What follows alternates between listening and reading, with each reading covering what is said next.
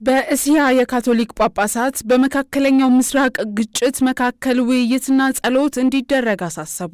በእስያ የካቶሊክ ጳጳሳት በመካከለኛው ምስራቅ የተከሰተው ግጭት እንደገና በመባባሱ የተሰማቸውን ጥልቅ ሐዘን ገልጸው ወደ ፍትሐዊና ዘላቂ ሰላም የሚወስዱ መንገዶችን ለመክፈት ውይይት እንዲደረግ ጥሪ አቅርበዋል።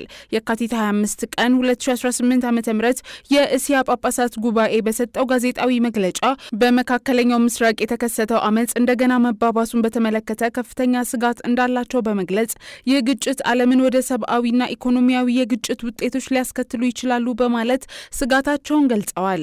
መግለጫው በእስያ ጳጳሳት ጉባኤ ፕሬዝዳንት በካርዲናል ፊሊፕ ኔሪ ፌራኦ፣ ምክትል ፕሬዝዳንት ካርዲናል ፓብሎ ቨርጂሊዮ እና ጸሐፊ ካርዲናል ቲርቺሲዮ ኢሳኦ አማካኝነት ሲሆን በመግለጫው የርዕሰ ሊቃነ ጳጳሳት ሌዮ 14ኛ ንግግር በማስታወስ መረጋጋት ከፍርሃት ሊመጣ አይችልም፣ ፍርሃትን በአመጽ ሊረጋገጥ አይችልም። እውነተኛ ሰላም የሚመጣው በውይይትና ዘላቂ ሰላም የሚወስዱ መንገዶችን ስንጠቀም ብቻ ነው ሲሉ አጽንኦት ሰጥተዋል።